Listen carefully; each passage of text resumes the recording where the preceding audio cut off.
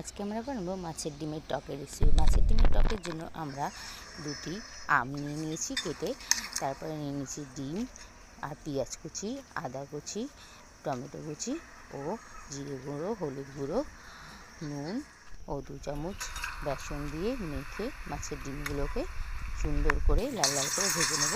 মাছের ডিমের পুরো ভাজার রেসিপি আমার শর্টসে আছে, দেখে নিতে পারেন আরও আগের ভিডিওতে।